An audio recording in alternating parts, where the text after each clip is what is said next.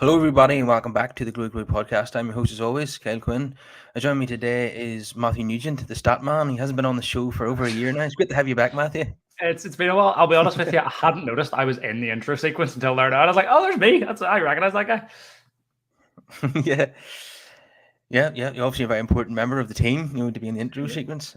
Who knew? Feel special now.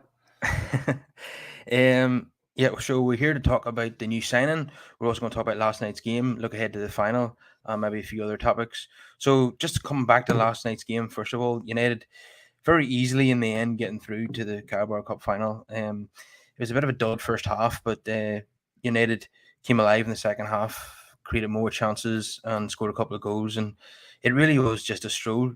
I know Heaton had a couple of saves to make, but they were routine. So it was an easy passage, 5-0 in aggregate. And we expected United to get the job done, get to the final over two legs against Forest. So absolutely delighted that we're into a final at the first opportunity. And so it will be a tough final against Newcastle, though, who are basically both teams are level in the table. Only goal difference separating us. So Matthew, you're looking forward to the final then against Newcastle? Yeah, I'm already starting to think about organising plans to go and watch it because I was texting my mate earlier and I was like, I haven't watched a United match, like a big important United match in like a bar or out somewhere since I was a child. Like I think I was literally like 14 with the last time it was, and I can't even remember what it was. It must have been like a league game. It was one of the last of the season. I don't think I've ever done the cup final out somewhere and getting that atmosphere. It's something that I'm really looking forward to. Yeah, I can't wait myself. Newcastle, I think, have one of the best defenses in Europe, so it's not going to be easy. Could well be. Yeah, I know they definitely do in the Premier League and by some distance as well. Yeah, I think they're the best in the top five. I think. Yeah, and we struggled to break them down at Old Trafford earlier in the season. Although it is a game we should have won. Nick Rashford had a big chance at the end. I think there was another chance, but yeah, it's not going to be an easy game. Our passes to the final has been relatively straightforward. Everton was it? No, was it? No, Burnley, Aston Villa, Charlton, and Nottingham Forest. That's easy stuff for United. But this is totally different. This is a top four team we're going to be playing in the final, and probably the final that most neutrals wanted as well. Yeah, it's a good old-fashioned rivalry. It's something we haven't seen in a while. And both sets of supporters are hungry and desperate for trophies. Yeah. Newcastle, they haven't won a trophy, and we think we've been starved of trophies. We know nothing about it. We don't even know what a famine looks like. What was their last trophy? I'm going to try and look this up. It is a good chunk of time ago. I don't know it offhand. Neither of us were born, that's for sure. Definitely. Our last trophy was 2017. So theirs is certainly. Is that what that was? It was Jose's? Yeah. Jose won the Europa League and the League Cup. Forgot about the League Cup. Same season, and he called it a treble because he counted the Community Shield. Community Shield. Of course he does. It's Jose. I hear he's coming back for Chelsea. Side point, completely irrelevant, but that would be interesting. Not the case. So just trying to look here to see what. Intercity's first cup in 1969 here. Anglo-Italian Cup in 1973. Texaco Cup. No, that doesn't count. Let me see. Any of them count? There's nothing. Honestly. Yeah. Intercity's first cup, 1969. That seems to be the most recent one here. First Division champions. The last time they won that was 1927. Jesus. Runners up, of course, in 96 and 97. We all know what happened there. With the famous Kevin Keegan blowing up after being winded up by Fergie, where he said, what was it again? What is the rant again? From Kevin Keegan? It's about an hour long of I hope we beat them. Yeah. I love it if we beat them. Love it. And it's fantastic. Obviously absolutely fantastic. And the last time they won the FA Cup was 1955. So before my dad was born. Yeah. The Football League Cup, the which is this competition, obviously, that we're talking about. They were runners up in 1976, and they've never won it. So it's fair to say it's been a very, very long time since they won a trophy. So I imagine they're going to be well up for it. They're well ahead of schedule, aren't they? Like Eddie Howe and the new ownership has only been there just over a year, and already they're into a final and competing for top four. Has this happened quicker than you thought, Matthew? Significantly quick. Like there's the guy I used to work with who's a big Newcastle fan, and I remember saying to him that I just don't rate Eddie Howe at all. I just thought he was just an average manager who done kind of okay beforehand. There was never anything exceptional. I had him like completely pegged to be at like Southampton or Fulham or something within like a matter of years fighting relegation. And it was like the next game, he'd be like, "Oh, Eddie Howe's doing quite well," and I'd be like, "Yeah, he's not. It's all right, lucky game or whatever." And then next game, it'd be all right. Eddie Howe's doing all right, isn't he? And I'd be like, "What's going on here?" Like, there's just something seems to be rolling, and I still in my head stand by it that I'm just waiting on it happening. Of the wheels will fall off, and it's just a lucky run, but it doesn't look like it's going to. No, definitely not. They even got a 0-0 draw at the Emirates, which is no mean feat. Yeah. So it's the 26th of February. I think there's going to be a Scottish Cup Final that as well. Celtic and Rangers, of course. Of course, yeah. So there's so if anyone's interested in that, then could be an all-day session in the pub watching two finals. Definitely. The final for us is at 4:30 on the Sunday, which I think is a weird kickoff time. Yeah, even 4 o'clock wouldn't have been so strange at 4:30. Yeah, it's weird. I assume they've probably got a Premier League game lined up, Sky, at 2 o'clock, and then this is going to be the main event then. Awesome. So how do you see it going then? Do you think United will... I'm going to go 2-1 United. What do you think? I just can't see goals at all. I really just see it being a 0-0 and goes to penalties, which worries me more than anything because we've seen what happened in Gdansk. Like it doesn't favour us at all, but for some reason Newcastle are just so good defensively. Nick Pope is just an absolute stalwart. Like there's no shift in that man. Sven Botman's just absolutely elite. I just can't see it. Maybe like a 1-0, if even. But I see us winning it. Hopefully redeeming the penalty shootout loss in Gdansk. Have United won a penalty shootout since Moscow in 2008? Because I can't remember an occasion where we won a shootout. We have such a terrible record of losing. I remember losing shootouts under Moyes, and in recent years under Mourinho and Solskjaer, obviously. But I can't remember winning a shootout since Moscow. If anyone in the comments could please correct me if I'm wrong. I remember a League Cup shootout where Phil Jones stepped up and everybody in the stadium knew he was going to miss, and it was the crucial. Yeah, it's a crucial penalty, and he had to score for us to go through, and he was the wrong man in that situation, I'm afraid.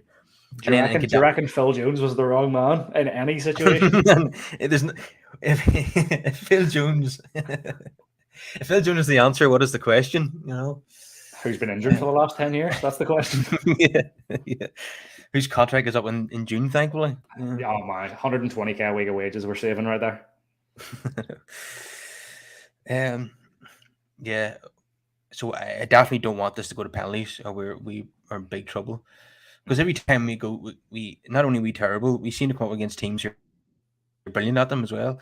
And Gdansk, like you mentioned, all the outfield players scored for United, and I thought, this is brilliant, this is better than I expected. And then De Gea missed right at the end, and that was it. It's the same as like when we play Burnley or like West Brom or something. It's always like the keepers step up and become like Manuel Neuer and Iker Casillas in their prime. Like it just comes out of nowhere where you're like, right, okay, they're going to have the greatest day ever. And we haven't had that for a while, where keepers just had an absolute stormer of a game, and I'm expecting it to be it, which worries me for penalties because again, that's what happened last time. Is against the Gdansk final, where we didn't play awful by any. We were not a bad side. They just sort of tiddled along and just kept it going until the point they went to penalties, and then penalties just bothered us. Yeah, so hopefully we can avoid that.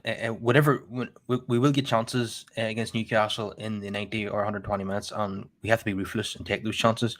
Let's face it, it's either going to be Rashford or Bruno, isn't it? It's inevitable. I have a weird feeling, and it's the last like 2 games I've been just expecting Veghorst to score. I just have a feeling it's inevitable. He'll get maybe 3 games in a row here where he'll get a few. I'm shocked he didn't score last night, so I'm expecting one to Well, come. last night he had a header that hit the post, so you could say he was a bit unfortunate there. But yeah, I think he will get goals. Probably could end up getting a crucial one in a very important game as well. But it's not just his goals; it's his link-up play and his pressing. It's just impressed me most. He's exceptional. He's literally the last 2 games I've been texting him up being like his pressing is exceptional. If you look at the tweet that I put up when we signed Weghorst, I said he's like Carlos Tevez's pressing with Berbatov's finishing, and we've got one of them. We've got the Carlos Tevez pressing right there. It's there. He's smashing it every game. I just need that Berba finishing now. Just the cool, calm head in the box, and he has it. You've seen it with that header from last night. It's just getting him up to pace. That's. I think it's just inevitable it'll happen. Yeah, I remember seeing him in a game chasing down the goalkeeper. I think it might have been the Reading game. And I thought, yeah, that's what Tevez used to do. Mm-hmm. But Berbatov's finishing, yeah, I'd love to see that happening between now and the end of the season. He's so much better with his feet than he is with his head. You know, so a lot of the pundits are just backing a big lump who's going to get flick-ons and score headers, but he's not like that. No. You know, he's very good with his feet, and with his head, he's arguably average. So he's a bit like Crouch in a sense that he's much better with his feet than people anticipate. I seen a tweet.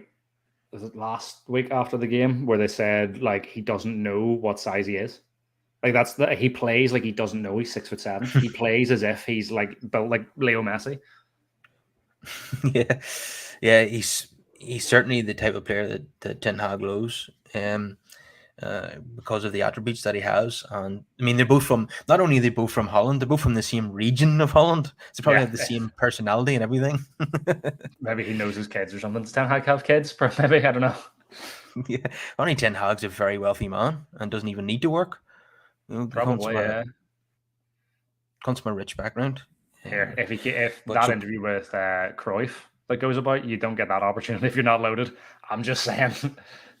Yeah, you're talking about when Ten Hag was a child, and there's several young players who got the opportunity to speak to Johan Cruyff on TV, and even then he was speaking like a manager, wasn't he, with the questions? He was like 10 years old, if even, and he was getting on as if like he'd been in football for 45 years. He was talking like Sean Dyche, like it was just exceptional.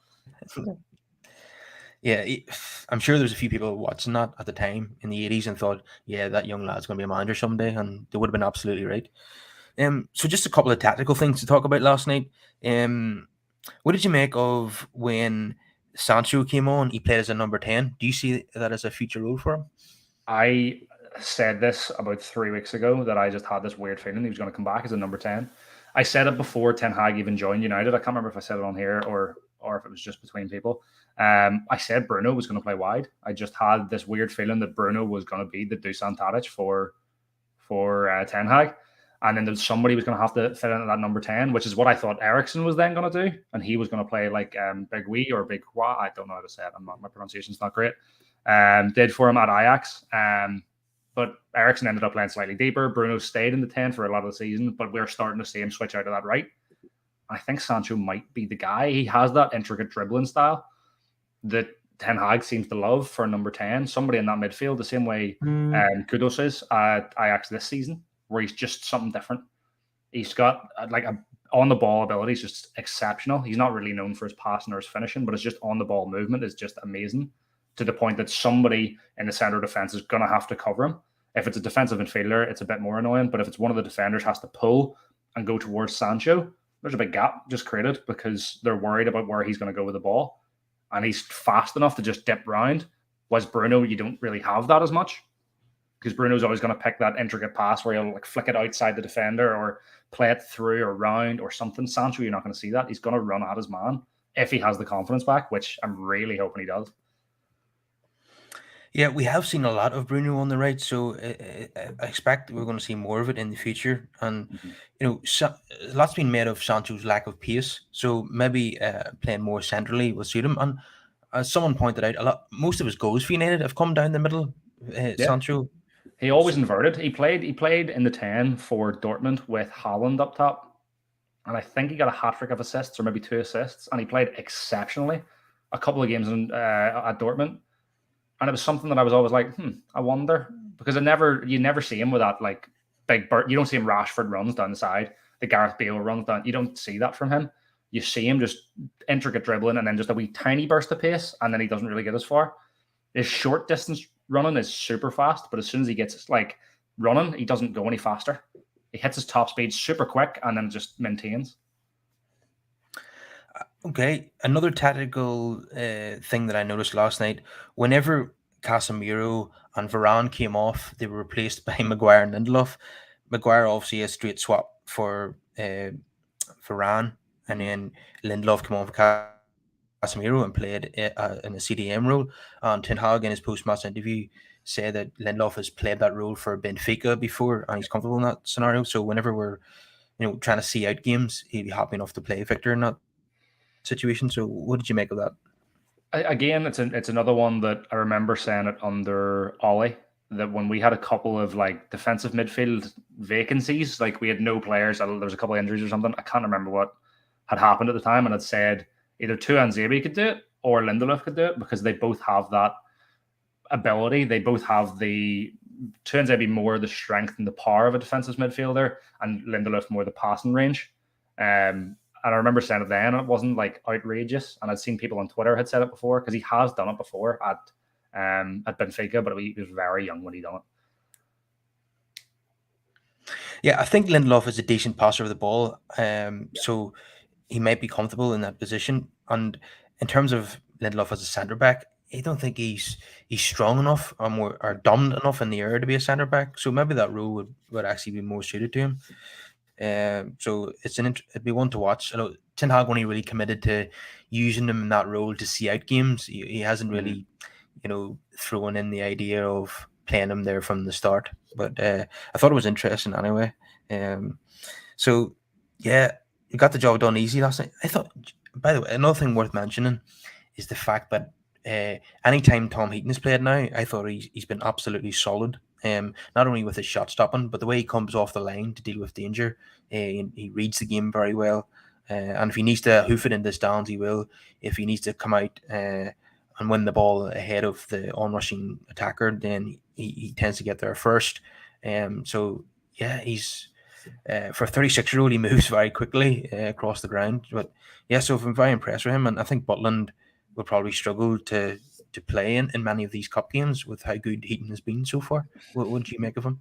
The Butland signing, I did think was a bit strange, but we did need a third choice keeper. I always thought Tom Heaton was going to be the backup. I never really I like Jack Butland, like he's fine, but Tom Heaton was always going to be that guy. He was promised it before, and it was inevitable he was going to keep it. He's the second highest earning goalkeeper at the club because Dean Henderson's not there. It was inevitable he was going to be that second choice. I think he played at the Young Boys game last season when I was over, and you could see that he was sitting outside of his 6-yard box. He likes to join in the play. I don't know if that's how he likes to do it or if that's the way that he's being coached, and he's kind of just being like, I'm 36, I'll just do what I'm told and tie it over until I can retire, or if it's a case of he's just very good at it. I don't know. I don't know, but he has looked very good with his distribution and his ability to clear his box. Significantly better than De Gea, but that's not saying much. If De Gea gets injured, then I actually would be quite comfortable with Tom Heaton. I know he hasn't had a sustained period in the team, but I think Heaton is definitely as good as, if not better than, Sergio Romero. So I was thinking the same thing. I was literally about to say I think he's better than Sergio Romero. So yeah, so he's a very able deputy. So, but I have to say though, Butland, he's only too good to be a third choice keeper. Normally third choice is some kind of young prospect. He's about 18 or 20, yeah. But Butland, he's a 29-year-old keeper who needs games, and I think he's too good to be third choice. What do you think? Definitely don't think he's too good to be third choice. Like he had a really good like early pump, and then we haven't really seen it. Man, if you're getting benched by Wayne Hennessy, how good can you really be? Like, Yeah, Ian Hennessy does not impress me at all. He's an awful keeper. I like the amount of times that I've just, if any time Wayne Hennessy's playing against us, I'm like, we're fine. I'm not worried. Man's awful. Yeah, and he got that red card in the World Cup against Iran when he came off his line, made that horrendous challenge. Yes, Um, he's awful. and the His fact that decision making's poor. He can't save anything. He's another one that doesn't realize he's massive and like tries to dive at things and then I'll like fly past his shoulder because he doesn't know his arms are. He's awful. I really don't like him at all. yeah, and he was a gift for us in the League Cup semi-final in Yes. both legs. To have him between the sticks was a real positive for us. And with all due respect, Dean Henderson's got injured for them now, and now they're brought in Keeler Navas playing for Nottingham Forest. What is happening there? As soon as it happened, I just texted my mate. I was like, "This stinks of Judio Cesar to QPR." It's just the same thing. It just is. It's nuts. Yeah. So I'm going to give you the opportunity to gloat now. Now, me and Nigel, who's a regular on the show, were skeptical about Dallo in the summer, and you said that he would come good under Ten Hag. So I'm going to give you the opportunity to gloat about it now. Hey, I'm humble, man. I'll just say nothing. I'll take my props. No, I just had a feeling he had that. He always did. He has that like ability to invert. He had it when he was at Porto. He played on the left back. He always liked to be on the other side, so I always seen him drifting in on the offense, and defensively he was fine. Like he was never exceptional. He just does everything well. He's a jack of all trades, and it was inevitable that it was going to catch up to the point that somebody could coach the players around him to do what they need to do, so that Dallo could just be good at everything, but not amazing at anything. Yeah, it's just unfortunate that he's been mostly injured since the World Cup. But Wan-Bissaka, against all the odds, has deputised pretty well for him. What I do you don't have make? a vendetta. I promise I don't have a vendetta against Aaron Wan-Bissaka. But he's so poor in his defensive positioning. He can hit that last-ditch tackle that everyone talks about. It's beautiful. See everyone talking about it. Sky Sports, Talk Sport, everyone, Twitter, everything talks about it. You shouldn't have to. If you had good defensive positioning, you wouldn't have to hit that last-ditch tackle. Wilfred Zaha wouldn't have been clean through with him having to scoop the ball behind. You wouldn't have that. He constantly sits like whoever the right centre back is, Maguire, Varane, whoever. He's always just almost holding hands. They're just constantly together because Wan-Bissaka has no depth. He just can't stay away from them. He has to be beside someone at all times. And the amount of times that it catches somebody off guard that, I don't know, Zaha will drift around or whoever it is, will just find a position because he's not there. And he never is. His defensive positioning is awful. Yeah, he's too narrow all the time for me. And in the Arsenal game, it was very noticeable. For the Arsenal's winning goal, Zinchenko had all the space in the world to cross that ball in. He's a great one-on-one defender, but his defending at the back post and his ability to stop crosses coming in is just not good enough. As you say, he's almost like a third. He's like a third centre back. Yeah. And you sound like Maldini when you say if you've already let the attacker get the ball, then you've done your job wrong. He's just not good at reading. He's not good at reading the game. But so what did you make of him? I think he's been slightly better going forward than what people expected. Even in the City game, the wee bit of skill where he put Rodri on his ass, wowed the crowd. He always was. This is the weird thing. Everyone made the point when it was Dallo versus Wan-Bissaka, the big debate that everyone had. They always had one was good defensively and one was good offensively. Like they always had they offered the different thing.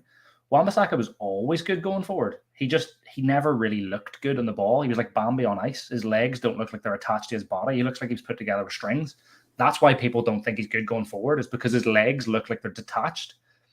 That's what the problem is. He's actually quite good. His dribbling's decent. He can play a ball. His passing's fine. Like he can do everything quite well. His problems was always his defensive positioning. And I never understood why people said he can never go forward, because he could. He just looked a bit wonky on his legs. Like the famous chop that he tried to do, like right on the touchline, and he tried to do like the big Ronaldo chop and his legs just went every shape and the ball went past him. Like that clip is just the prime example of why people think he can't go forward. Yeah, but I still think that Dallo is much better going forward than what he is. Far better. More reliable than anything. He does all the basics really well.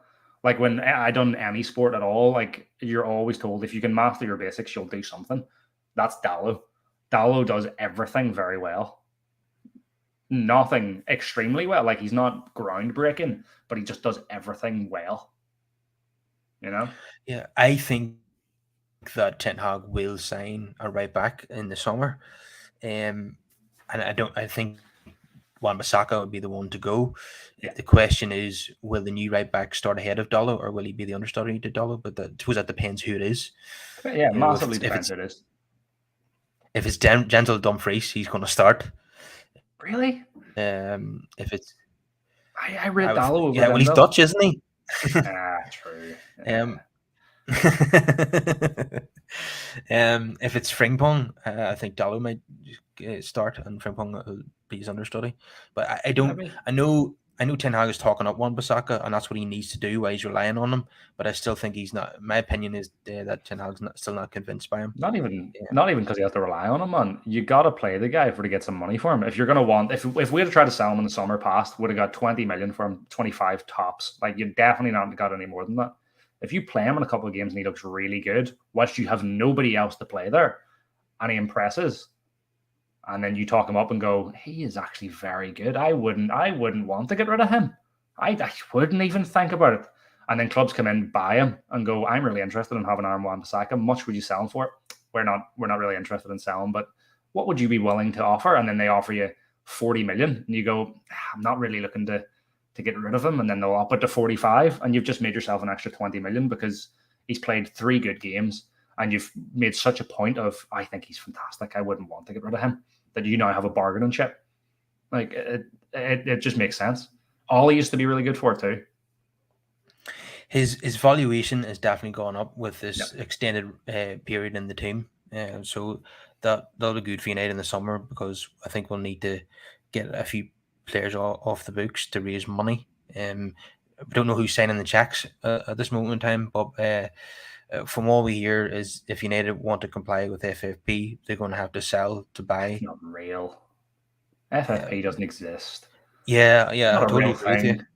It's, look at what Chelsea are doing, look what City and PSG have done. I just don't, you can't. But then UEFA have had the cheek to sanction the Milan teams for breaking FFP rules and kicking them out of Europe for a season. It's just, it's double standards. The fact that it's a joke. Other clubs can get away with it, and other clubs get punished. So if I was United, I wouldn't even take it seriously.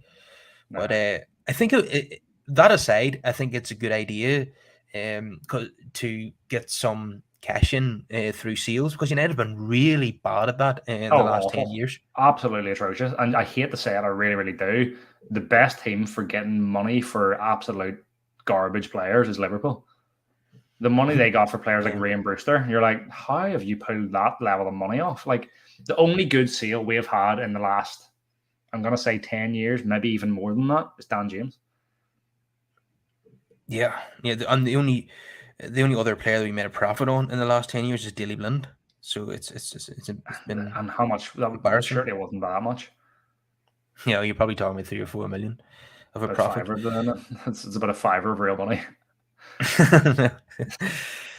We need to improve on that this summer. I think players like Maguire, McTominay, Marcel, and Wan-Bissaka, probably Henderson, obviously, will probably leave the club in the summer, and there's real opportunity there to raise maybe a combined 100 million. At least, if you're not getting 20 million for Henderson, if you're not getting 20 million for Maguire. I don't think McTominay should really leave, in terms of we're not going to be able to bring that many players in. I don't think he should be starting by any means. I'm the biggest McTominay fan in the world, but I think keeping him at the club when he's not on an extortionate wage, like he's on less than Phil Jones is, there's no harm in keeping him on a couple of years just as a squad player to get these young guys that are coming through, the Kobe Mainus, the Zidane Iqbals, these kind of guys, sticking to McTominay to kind of understand this is what this club is, this is United, and then they have Casemiro to turn to, somebody who can go, this is what winning is. It's perfect. I think if you can get 25 million for Henderson, 25 million for Maguire, at least 35 million for Wan-Bissaka, you're talking 2 good squad players there that should fill in. Maybe if it's right back for to replace Wan-Bissaka, if it's up front, I think we should bring in Weghorst permanently and somebody else, preferably Dusan Vlahovic. But that's me. Yeah, yeah, I think McTominay, if he's offered a chance to play regularly at another Premier League club, he might take that opportunity, as will Maguire for sure, to see his England career. Yep. But if I present you this scenario that we have Casemiro, Fred, Ericsson, and then we bring in another midfielder and keep the man we're about to talk about, Marcel Sabitzer. If we have all those options, then would you let McTominay go if he wants to go? I don't see the harm in keeping him. Look, I'd rather keep him than sell him for pennies. Like if Newcastle come calling 35 million, on you go. I'll sign the check myself. Like if you get good money for him, let him go. But if it's of 2 million for McTominay, it's not worth it. That's not worth 2 million. Yeah, I think if McTominay's offered the chance to go be a starter under Eddie Howe, I think he would jump at the chance. Easily. Rather than, because the only game he's really started for United since the turn of the year is the Arsenal game, and that was when because Casemiro was suspended. So maybe I think if we didn't sign Weghorst, I think McTominay would have played up top. I'm putting that out on the line. If we hadn't signed Weghorst on loan, McTominay would have been playing up top. What do you mean in a one-off game, or like permanently? I mean, if Martial's injured, we'd have had McTominay starting up front. I just have that feeling because it would have been big man up top that has ability to press like a madman, the way Weghorst already does. Okay, his passing's probably not anywhere near as good as Weghorst is, but we've seen McTominay have an absolute rifle of a shot. I think it would have been fine, but I just had a weird feeling that if we don't sign Weghorst, or if we hadn't have signed Weghorst, and maybe Weghorst gets injured, something like that, I think we're maybe like a game away from McTominay ended up top somehow. Well, against Sociedad away, when we needed a second goal to top the group, Ten Hag wanted a big man up front. He went for Maguire. Yeah. Weirdest moment of my life was looking and going, is that Maguire in the box? I think he plays for the other team. What's he doing there? Yeah, I didn't see that one coming, to be honest with you. No. Maguire playing the Fellaini role. Probably would have been better off with McTominay, to be honest. Definitely. So I'm going to come on to the new signing then, and I'm going to have to try and get used to pronouncing his name. After I've probably heard it a dozen times in commentary, I'll get the hang of it. So Marcel Sabitzer. So have I got that right? I think so. I think it's either Marcel or Markel. I think it might be Markel. Okay, I think everyone knows who we're talking about anyway. The Austrian international. I think he has 68 caps for Austria. He was sensational for RB Leipzig. He was their captain. He scored that wonder goal against Zenit St. Petersburg in the Champions League. We see him score, lots of free kicks, some wonderful goals from outside. It seems like every goal he scores is outside the box. He just seems like technically, he seems like a great footballer. And I know that people are saying Paul Merson was talking rubbish again. What a surprise! Saying that he's, if he can't get in the Bayern Munich team, then why should he get in Man United's team? Paul Merson's never watched a game outside of the Premier League. The reason why he's not in Bayern's team is because they have Joshua Kimmich and Leon Goretzka there, the German duo, and then Ryan Gravenberch came in from Ajax, so he's kind of been pushed down to fourth choice. And hasn't got an awful lot of game time this season. So he's got the opportunity to come to United in an hour of need, with Ericsson being assaulted by Andy Carroll. So I, from what I've seen of him, he looks like a smashing player, and I'm looking forward to his debut at the weekend, potentially. So tell us what you know about him then, Matt. So Sabitzer, whatever way it is pronounced, I am a big fan. I think he's an absolutely exceptional player. His biggest trait isn't his long shots that everyone's making it out to be. Everyone on Twitter, everyone on Sky Sports is talking about, he's got a cracking long shot, and that's about it. Sabitzer's best trait is his versatility. He's played 15 games in defensive midfield, 11 games in the centre of midfield, 11 games in attacking midfield, and he's played anywhere else on the pitch throughout his last 50 games alone. Like, he's played one in attacking right, one attacking left, 2 left back, 2 right midfield, and 2 left midfield. He plays absolutely everywhere. This is a player that we need. We talk about Bruno playing out on the right. Sabitzer's a good backup. You go to these cup games like the second leg against Forest when we really maybe didn't need to go full strength. Playing Bruno out on the right? Nah, take Bruno off, give him a rest. He needs it. Play Sabitzer out on the right. Something different from Anthony. Sancho out on the right, play Sabitzer in the 10 where Bruno was. You have that ability to do everything. He's an absolute workhorse. The dude has like 3 lungs. He's like Ji-Sung Park. Dude's an animal. The fact that he's not getting any games in Bayern isn't due to the fact of he's not good enough. He's not getting games at Bayern because Goretzka is on a stupidly high contract and Joshua Kimmich is literally the best in his position in the world. Where is he going to fit in there? Like, in Bayern's system, which is a kind of 3-3, like, it's a really strange system.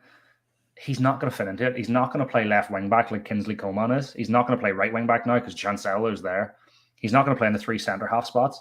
The DM spot, which is a complete deep line playmaker, he's not Joshua Kimmich. He's not going to get in there. The box-to-box role, Leon Goretzka is on an absolute fat wage, and Goretzka is also one of the best in the world in that position. Sabitzer's not going to make those. It's not that he's not good enough for Bayern. It's that he's not the best in the world in his positions. But he fits the system. This is what we need. We're not looking the Cristiano Ronaldos of every position because we've seen what happens with that. It doesn't have to be the best in the world. It has to be that it works together. He has less minutes than McTominay this season, which is worrying to a lot of people. But we have 8 games in February. We need somebody who's fresh. Sabitzer, who's absolute quality, fresh. He's played 15 games all season, which is exactly the same as McTominay and 2 less than Fred, but he's got more minutes than Fred. He's only had 628 minutes all season. That's what I'm going to call fresh legs. He's going to come in and absolutely be incredible. He's going to make Eriksen's signing look poor. That's how good he's going to be. I'm calling it early. Yeah, I've got a really good feeling about this one, that he's going to prove a lot of people wrong, like Paul Merson. He's always wrong. It's just day-to-day occurrence. He obviously is going to he's going to take a couple of games to get up to speed with his match fitness. As you say, he hasn't had many minutes this season. But just looking at how good he is, from a technical point of view, he looks like an amazing player. And I know on Ten Hag, it was a major factor in him coming to United because he said himself in his press conference that he was a fan of the player.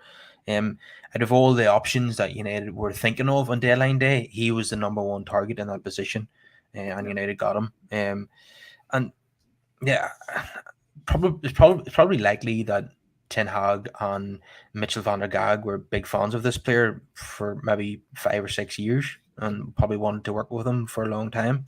So what I really love about United, which is a total opposite to what's happening at Chelsea, is that we're signing players that the manager wants.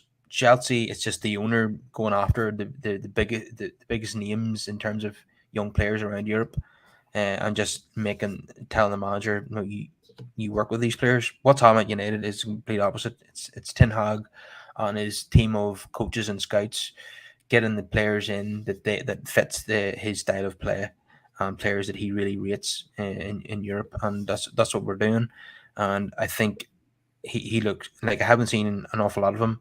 I've obviously seen him live when he played against United for RB Leipzig. Also, we beat them 5-0, I think, at Old Trafford, but we lost 3-2 crucially away in Leipzig. And he's got an assist for one of them goals, and I think he had a really good game in general. But just watching those videos of him, the Bundesliga's Twitter page created a highlights reel from his time at RB Leipzig, and it was just unbelievable. He looks like, one of the best midfielders in Europe, just going on that highlight reel. He's exceptional. Even his stats this season, which is like one of his poorest seasons in a while. I mean, he won the Austrian Footballer of the Year award in 2017. Like, he's been class for years, but This season, which he's been really poor in, he's still putting up numbers that are like top tier in the very few games that he has played. You're talking a pass percentage higher than any of the United midfielders. His passes completed is higher than United's best pass percentage. Would you like to guess who the top is? Let's play a wee quiz. Do you know who United, out of all of the midfielders that play, Fred, McTominay, Eriksen, Bruno, and Casemiro, who has the highest pass completion rate? I'm going to hazard a guess that it's not an obvious answer. No, not even remotely. And I'm going to go for Fred. It is Fred. Fred has the highest with 81.4%. McTominay with 80.9%. Sabitzer's at 86.3%. Like, he's far beyond. Maybe you look at it, right? Bruno's is 74.8%. Bruno's is low because he tries to create a lot. That's Sabitzer's problem, is his shot creating actions and his goal creating actions are like significantly lower. That's not what he does. He counter presses and gives it to the other guy that's going to do it. Like, Michael Carrick and Paul Scholes don't have ludicrous assist and goal numbers because that's not really their role. Their role was to collect and give to the guy that is going to do that. Sabitzer has that. Casemiro will get more goals and assists this season than Sabitzer will. Yeah, what I'm hoping for is that Sabitzer and Casemiro will complement each other very well. Oh, massively. Yeah. He's a crucial signing because, because of the injuries at the moment, our only senior midfielders are Casemiro and Fred. If one of them got suspended, we would be in big trouble, or injured, obviously. And the only midfielder on the bench last night was Menu, who's 17. So this signing was urgent. And in terms of, if obviously we didn't have the funds to go and buy someone for 80 million or 100 million or whatever, and we had to look around the loan market. And in terms of loan signings, I really don't think we could have done any better than this. No, it's the best loan signing we could have got, and we did. It's like, you look at players that Asim Awar was linked for a move, and I can't remember who else. There's a couple of players that were linked, and it's a lot of players that are kind of out of the limelight a little bit that were getting the shout. And Sabitzer is by far the best one. Awar is playing fine, like he's doing really well over at Lyon, but Lyon are struggling. Sabitzer, when he has played for Bayern, has still done really, really well, which is a good one to pick up on. You don't want these players that you're like, they were good. You don't want Jack Butlins of midfield. That's what you don't want. You don't want these players that were good 4 years ago, 5 years ago, coming in and going, I was class when I was at somebody else. Remember, you're not now, so what are you going to do? Like, Fred and McTominay are fine. They're good squad players, but Sabitzer is a starting player for us. But like, he will raise it up a notch. He really, really will. Like, his tackle numbers are ludicrous. Like, they really are. They're almost Casemiro level. Yeah, I seen in the highlights reel the Sancho trying to counterattack for Borussia Dortmund against Leipzig, and Sabitzer caught up with him pretty quickly and took the ball off him. He's exceptional. His tackles per game are actually ludicrous for a player of what he does. He is an elite box to box. He's very close to Casemiro. The only player at United that is close to him that's not Casemiro is Fred. And everyone talks about how good Fred is as a box to box. They talk about him at Brazil at the international level when him and Casemiro play alongside each other, and how good of a double pivot it almost is. It's not really a double pivot because one holds back more than the other, but Casemiro's got 4.15 tackles per 90. Fred has 2.62, which is regarded as two of the best midfielding duos for Brazil that they've had for a while. Well, Sabitzer's 3.86. Like, that's significantly higher than Fred. Okay, it's still a bit lower than Casemiro, but Casemiro's locations is very different to Sabitzer's. Casemiro has a good bit higher in the defensive third. He's got 2.08 in the defensive third. Sabitzer's is only 1.57. In the attacking third, it goes from 0.46 to Sabitzer's 0.86. Like, he is counter pressing. You talk about Veghorst counter pressing, Sabitzer's going to be right there beside him. Hopefully not, literally, but you get the point.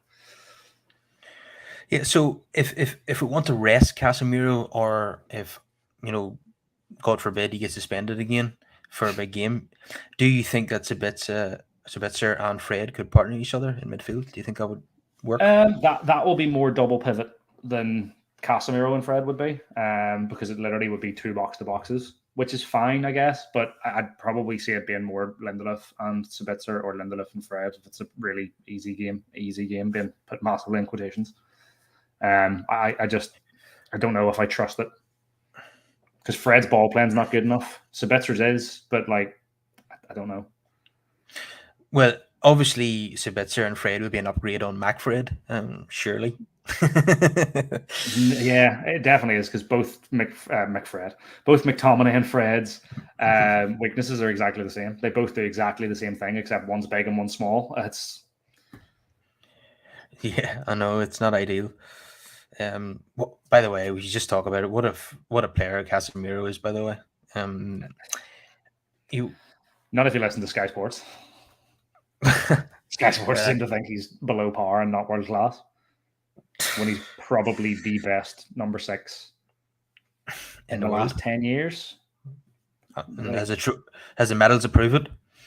Easily, like the trophy winning thing, he's exceptional. But as a player, look at Real Madrid. Look at them this year since he left. Like they're nowhere near as good as they were because the players in front of, or that would have been in front of him, they don't have that freedom that they once had. Yeah, I know they brought in a couple of young midfielders, Camavinga and Tchouaméni, but they got rid of Casemiro too soon. But I suppose the money was too hard to turn down, and he wanted Camavinga. At national level, they're playing him at left back. So how reliable can he be if he's being used as a makeshift left back at France?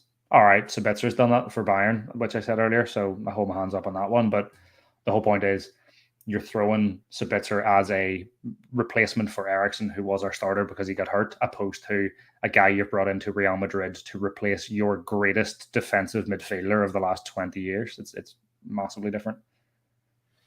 Yeah, and I don't think Ancelotti wanted to let him go, but ultimately it was the player's decision. He wanted a new, just like Varane, he wanted a new. Get bored of winning easy trophies in the white shirt of Madrid and wanted to challenge somewhere else. A club that's been starved of honors. Brentford. Yeah, I apparently while we were being battered by Brentford, Casemiro told his agent to tell United that I'll sort this out. I love that story. That's my favorite story of the season. Yeah, that's elite mentality. Yeah. Absolutely elite mentality there. Like, because you often get the kind of ABUs in that situation would say, "Oh, Casemiro be on the phone to his agent now to say cancel the transfer," but total opposite. Yeah. So even last night, Casemiro, he's just so elegant on the ball. He looks effortless. He passes the ball forward to Bruno without even looking. Yeah. He just knows where he's going to put it. And then I love how often he goes to ground as well. He's exceptional. Dude loves to slide tackle. He's my hero. Yeah, he is like Roy Keane, isn't he, in some ways, with the slide tackling and how he shields his back four, and just plays on the edge and gets lots of yellow cards. For those who don't know, and you can ask Chris when he's next on. Chris is my cousin. I mean, Chris have played five-a-side together. My play style is slide tackles at any given moment and then just big long ball, just to whoever I know can dribble or can head the ball. That's all my game is just big slide tackle, up, hoof. That's it. That's all I have. Casemiro is that, but at world-class level. So I can vouch at how good Casemiro is because those slide tackles and end big passes and easy. Yeah, last night he just making me laugh. How often he was going to ground. Sometimes he doesn't make. He misses the player. Like there was a chance that Forrest had, where it was down our kind of left back position where Casemiro made a sliding tackle and he didn't get there, and then the cross came in. But then 5 minutes later he's jumping into another challenge. He just gives zero fucks. The thing with it is he can get away with it. Like Wan-Bissaka can't because he's literally the last man. Casemiro can do it and still have Varane, Wan-Bissaka, Dalot, whoever, Martinez, whoever's still behind him. That's why I don't like it when Wan-Bissaka does it because it's his last ditch save because he messed up somewhere else. Casemiro's doing it to save somebody else's mistake. That's the difference. Like he did against Palace, they got him the yellow card. It was a Bruno mistake that led to him having to jump in there and get suspended for the Arsenal game. So yeah, I just love watching him play. Just whether he's on the ball or he's chasing the ball, he's just great to watch. It's just a Rolls Royce of a player, which is a term that's well overused these days, but he is actually a Rolls Royce. It's just he's so smooth and everything he does just looks effortless. He'll go for a big Minson slide tackle and he'll still make it look like majestic, like he's like full Titanic sliding in. Yeah. Just amazing. And what about that? Those goals against Reading? No, Just didn't I think he know had the that. opposition wasn't great, but I know the chip over the keeper and then that long range just curler into the corner, just exceptional. It's next What a level. player he is! Absolutely next level. Yeah. And that header against Chelsea, that is a lot harder than it looks. To get the direction on that and beat the goalkeeper was. I don't think there's And a single thing that he does that I don't look and go, "Ooh, that needs a bit of work." Like there's not one. Everything he does is just exceptional. where did Varane and Casemiro get the motivation? These guys? Well, Varane's just retired from international football, so he's really swerved into this. Yeah, He's really went, I won this United challenge. We're doing this. That's great news for us because he's a player obviously needs protection because of his injury record. And obviously he was left out of a couple of games there for that reason. Came back in last night. The fact now that he's not going to be playing for France means he's going to get 2 weeks off. A few times a season, and that's going to be perfect for us. We need that. Do you remember? I can't remember what game it was now off the top of my head. It was just before the World Cup. It might have been 2-3 games just before the World Cup. And he planted his leg and his leg bent the wrong way. And he had that little hyperextension in the knee. And everyone went, oh no. Varane could really do with some time off over the World Cup. And then he went to the World Cup after missing every United game after that. And then went and played for France in the World Cup. That's a worry that he done such a tiny little niggling injury, something that's just going to tap the joints up or tap the muscles or something. And he went and played for France. And then you're like, oh no, he might add to this. And then we don't have him the rest of the season. We don't have to worry about that now. It's great. Yeah, definitely. It's going to really, really benefit us. Him and Martinez are absolute elite partnership. They complement each other perfectly. What a player he is, by the way. Martinez, I mean, you see when he's in tight situations and he's under pressure and he's being pressed, you just know he's going to get out of that situation. He just fucking swivel and turn away from the player. 2, maybe 3 occasions last night that he just done just a little body feint and just dipped the other direction and absolutely turned the attacker. And I'm like, oh, what a guy. I was literally watching it on my own in the living room, just on the TV, just here beside me. And I was just went, oh, what a guy. And then the diagonal balls, crossfield balls that he plays are just unbelievable as well. That usually lead to chances for us. Yeah. The way he swivels away from defenders under pressure, Maguire and Lindelof just can't do that. You have to be world class like Varane or Martinez to do that. And Lindelof has the ball, but he doesn't have that like little body in the dribble. He doesn't have that. Maguire tries. I remember, was it against Luton in the cup? Maybe 2 years ago, might have been. And he was like running straight through the midfield and he was like doing all these wee body feints. And he ended up scoring in like top left or top right corner. And just being like, since when can Maguire do that? And then we never saw it ever again. He tried to do like a feint and like dropped the ball and somebody ran through. Can't remember what game it was. But he done it once ever and it got his confidence up so high that he thought he was Leo Messi coming out of defence. Was it Preston or something in the FA Cup about 3 years ago that he did that, Maguire? I'm near sure it was Luton for some reason was in my head, but it could be wrong.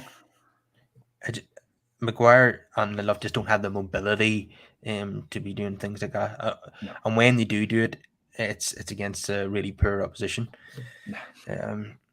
Like Maguire, you see him coming forward with the ball for England, but it's usually against some minnows in the World Cup.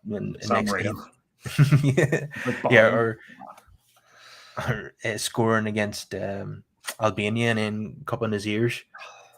Imagine scoring against Carpenters and getting on like you're Cristiano Ronaldo.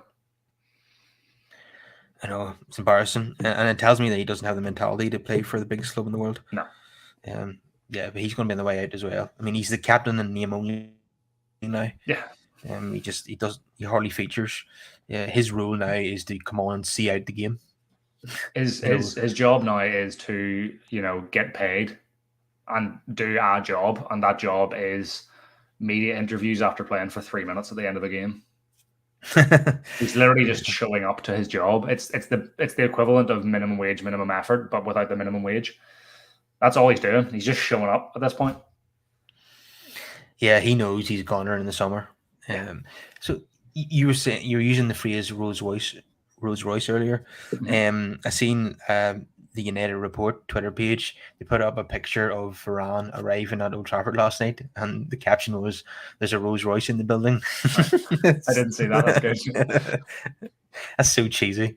I like it though. It's good. That's what you want. You want a good social media team to push out when a player has an exceptional performance, to put everything out, to just rile everybody up. Have you seen any tweet ever on Twitter at the moment? Arsenal fans are replying to anything United based. That's what you want. You want United's Twitter page to put out the cheesiest tweets you've ever seen in your entire life about Wout Weghorst, about Casemiro, about Varane, about Martinez, to the point that like Liverpool fans are coming on and going, "What are you talking about?" And then you can just be like, "Haha, you're riled up." And then that's it. That's all you have to do, is just wind them up. Well, what we do know is that when it comes to opposition fans, particularly, the top teams like Arsenal, City, Liverpool, Chelsea, that we live in our heads rent free. Yeah, we've moved in. Yeah, like Arsenal are top of the league, and there's a guy called Will Beast on Twitter. He's a big Arsenal fan, and all he ever does is talk about United and Arsenal are top of the league. Why is he obsessing with United for? Why would you even care? Like, if United were top of the league right now, I wouldn't be sitting going, "Haha, but Chelsea's in 10th." I couldn't care less. Couldn't care less where anyone was. The only place I care about in that table is where United are. Like, Arsenal fans talking about us is the equivalent of us talking about Chelsea. It doesn't make any sense. Absolutely illogical. Yeah. So what do you think, by the way, just final question, do you think Arsenal will get over the line, or will City or United win the league? I was going to say, better for United in here. I'll be very disappointed. I really don't know, if I'm honest with you. It's another one like the Eddie Howe Newcastle conversation from earlier of like, I'm just expecting a collapse at some point, but it doesn't look like it's going to happen. I thought us beating them would have been the collapse. Oh, didn't happen. They just went straight back to full strength, no hassle whatsoever, and then beat us. I really don't know. I don't have an answer for you. If I had to put money down on it, I'd probably stick it on United because the odds are probably better. And trust the boys. But logically thinking, I think it's genuinely, this is 100%. I don't think City win it. It's going to be either us or Arsenal. I think City have too many slip-ups in them, and with Haaland, they rely too much on him, even though they played better when he wasn't there. I said it to a guy in my work recently that if City had signed Ferran Torres instead of Haaland in the summer, they'd be in a better position. You mean re-signed? Re-signed, yes. Yeah, I think City's focus is the Champions League. Guardiola, I'm sure it's an obsession now because he's been there 7 seasons and hasn't won it. They've won 4 of the last 5 Premier Leagues. Another one just wouldn't mean that much to them. And they're playing that way. Obviously, Haaland's individual stats are exceptional, but they're not playing better as a team than compared to last season.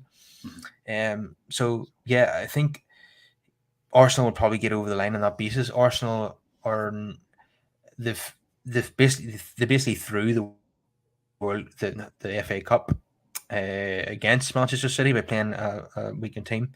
Still played quite well.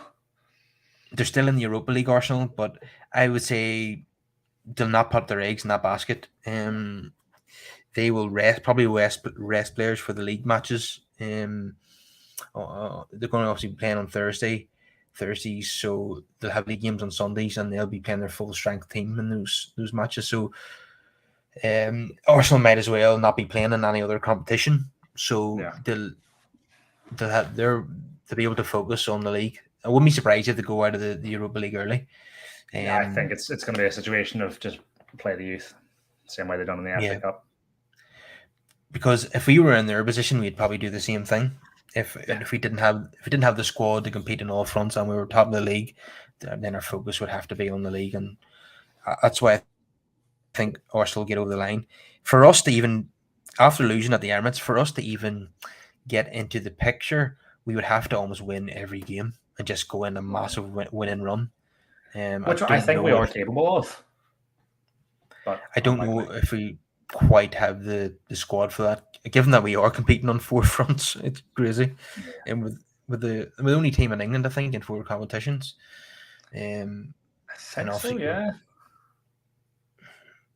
I think so. Right. Yeah. I think I heard that. Yeah. We are, because Newcastle aren't in. We've got a double header against Leeds and then a double header against Barcelona coming up after this Palace game. So it's never-ending fixtures, and it's I like Ten Hag said last night. It's a luxury problem. It's a problem you want to have as a player, fan, coach. It's the old third world problems of we're winning too many games. Imagine. Yeah, first world problems. You mean? First world problems.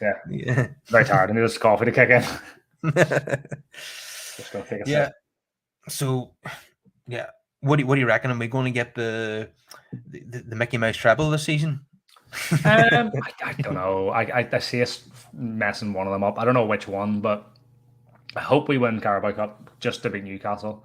If the FA Cup goes ahead and we end up losing to somebody like Middlesbrough, something like that, there, where we go out to somebody because we played the youth, then we played the youth. They got a chance in a competitive game. They got a bit of experience. We've still won the Carabao Cup. If we do well in the Europa League, cool. Again, you can go and play the kids in the FA Cup then. Like one or the other. I don't want to go for all three and everyone just get absolutely battered and you don't want Casemiro getting hurt in the Europa League game because you're going out for all 4 trophies and then end up messing everything up because Casemiro's got injured. You don't want that. You're going to need to take a step back almost and let Kobe play, let Zidane Iqbal play occasionally. And if it's on one of them to just sort of go, I don't really care about that, then again, we refer back to my first world problems. I think at some point there's going to be a game where the players are knackered, will lose and get put out of a tournament. I think a domestic, a cup treble is going to be very hard to do with our squad, and given that we've got injury problems as well already. I'd be very happy with the cup double. Yeah, do you know what? I'd have been happy with not even winning the trophy this season. Obviously now I would be unhappy with not winning anything. But back in August, if you'd have told me that we finished in the top 6 and we're showing signs of progression, I would have taken that. I would have taken less than the League Cup this season. So strange how much 6 months can change everything. If you'd have asked me, start of the season, you take Carabao Cup final and a decent run at top 4, I'd have bet your arm off for that. But now if you told me all we do now is win this Carabao Cup or even lose the Carabao Cup for the worst case scenario and just sit top 4 and nothing else happens, I'd be raging. Like the expectations have just went up so high that if we just Carabao Cup final and don't win it, or somehow just get 4th, or I don't know, go completely out, either of these 2 tournaments we don't do too well in, I'll be raging. I want us to go to Barcelona and go, all right, you're doing really well this season. You're top of La Liga. You've been exceptional all year. This is what we do. We're better. I want us to go to the FA Cup games and go, all right, cool. I see what you are, but we're better. I want that to happen, but you also have to be realistic. You can't do that every game. You can't do it for 8 games in 28 days, or 9 games in 28 days. How many games have we got in February? Is it 8 or 9? It's 9, I think. We played 1 already. It's inevitable. Inevitable. We're going to have to rest some players, and we're probably going to get a few beatings here and there because of that, or a few draws because of that. But if it's in one of the cups and then we drop fixtures next month and it allows people to rest for a better run in the Europa League or whatever, sweet, I'm happy with that. But as Ajax fans have pointed out, Ten Hag does not like to rotate. No. So we might not see an awful lot of, mass rotation. But if there's for example, we're going to be in a situation where we're playing Barcelona on the Thursday and then the Carabao Cup final on the Sunday. Ten Hag would probably make about 4 changes maximum. Max, yeah. Who does he change? Because He rotates Luke Shaw and Malacia occasionally. When Dallow's back fit again, he'll rotate the two right backs. Centre halves, he'll maybe put Lindelof in occasionally. Maybe like big fat. Maybe put Maguire in there. Again, I don't know if it does. Well, I really can't see him putting Maguire in for any game now. It's at that no, point. no chance. No, he'd rather play Shaw at centre back than Maguire. Yeah, So he's fifth choice. That's nuts. So 200 all of a grand a sudden, week, fifth choice. get rid. All of a sudden, up front, it looks like we have options because last night he took off the front three and replaced them with a very good looking front three as well. So he took off Vaghurst, Garnacho, and Anthony and brought on Sancho, Martial, and Rashford. So looking like we have some options now in the forward areas. It's very So good. Garnacho's been exceptional this year, just as a wee shout out to him. yeah, definitely. I would love to see him get more starts, if I'm honest. Yeah.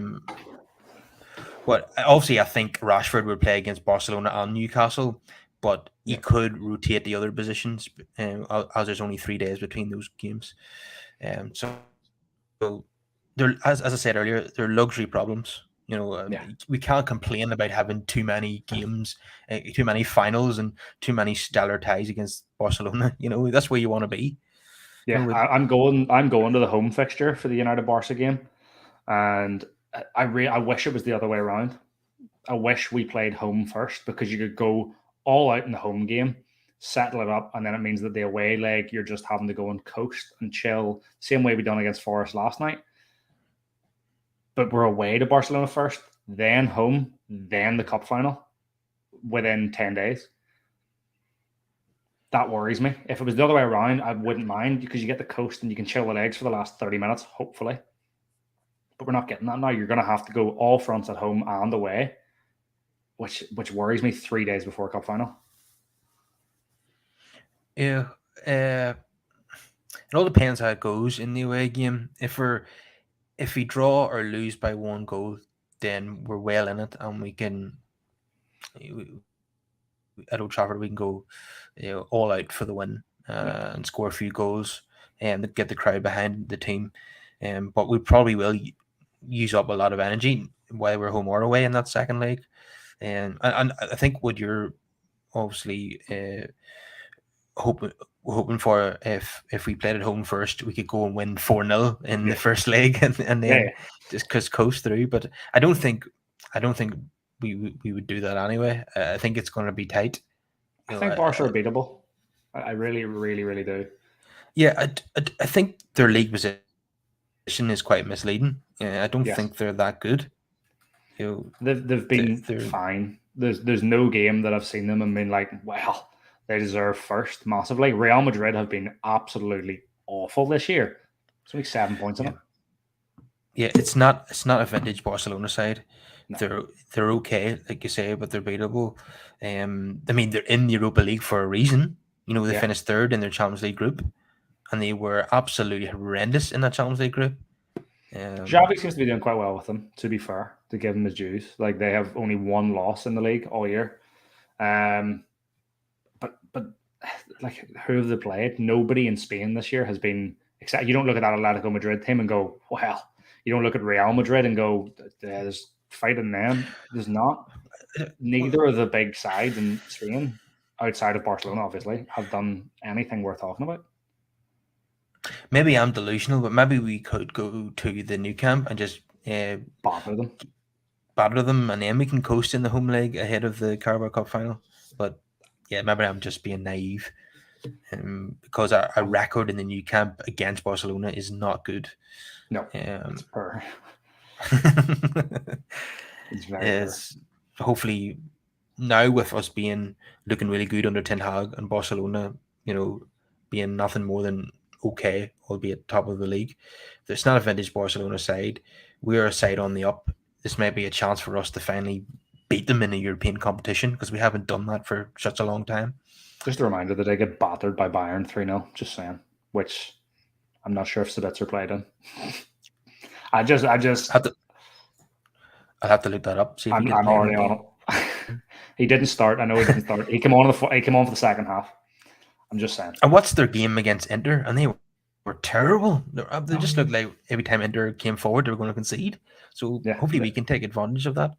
A lot of their just wins get this at year are them. 1-0s. They're 1-0 There's wins. there's no reason why we should be sitting back, and you can't just go at them, and get the crowd to turn against them, get the white hankies out. Their last few games, a 2-1 win against Betis, which, 1-0 win against Girona, a 1-0 win against Sociedad, a 1-0 win against Getafe. So they're playing for clean sheets, basically. Yeah. They're playing really, really slow and just getting a goal and then just going, sweet, let's put the back burner on. We need to go and just play at a high tempo, and make it difficult for them to even catch them off guard, get on the ball. Go at them. Yeah, I think likes of Rashford playing on the counter attack with that big wide open pitch in the Nou Camp might really suit him. Yeah. So and he's ruthless now with his finishing. So I can easily see Rashford scoring in the Nou Camp. So bring it on. I'll put a tenner on it, and if I lose it, I expect you to transfer me that tenner. Well, he's the man now. For people who like to put on, a fiver or tenner on first goal in United games, Rashford's the man these days. Story on that. Like so my dad doesn't really do football. I get my United fandom from my cousins, Christopher and Philip, and all my family beyond my dad. My dad doesn't really do football. But he phoned me 2 days before the City game, and he was like, "Look, I know I don't do football." And I went, "Dad, where are you going with this? I'm worried about this." And he goes, "I had a dream." And I was like, "Okay." He was like, "I had a dream that United win 2-1 this weekend and somebody called Rushford scores." And I was like, "Right, okay." And I was like, we play City this weekend, as in like possibly the best team in England for the last 5 years. Like, that's a bit. And he was like, I had a dream. I'm going to stick a tenner on it. I'm going to stick a tenner on United to win 2-1 and a separate one on whoever Rushford is. And I was like, Rashford, that, but you're close enough. Don't even know where he's got the name from. So I trusted him and stuck a fiver on United to win 2-1 and Rashford to score. And then I put 2 little extra bet builders on it, which was Rashford to have 2 shots on target and Haaland to have a shot on target. And the only reason I didn't win my £370 is because Haaland didn't have a shot on target. I know he didn't, because the only shot on target they had was Grealish's goal in that game. Yeah. Yeah, so that was unfortunate. I heard last night that somebody did Casemiro for... No, it was the Reading game. Somebody did Casemiro for first goal. So they won double because he scored the first and second goal. So happy days for that person. This is the same with my dad's dream. Like, how do you, where does it come from? Where you're just like, oh, that's what's going to happen here. Marcus Rashford. Big Rashford. I think every time you come on the show, we're going to have to mention Marcus Rashford now. Oh, Rashford, yeah. That's a mainstay now. Well, it's a lot better than the Belfast pronunciation of Marcus Rashford. That does my head in. Rashford. We Rishi. You're like, nope, it's not how it's pronounced at all. Okay, we will wrap it up there. If everyone could please subscribe to the channel, smash a like on the video, and get your comments in down below. And it's been an absolute pleasure having you on the show, Matthew. Has been a pleasure. Thank you very much, pal. It's good to be back after 13 months. Yeah, 13 months. Yeah, it's been a long time. It's flew in though. It doesn't feel that long ago. But definitely not. Until next time then. Yes, till next time. Cheers. All right. See you later.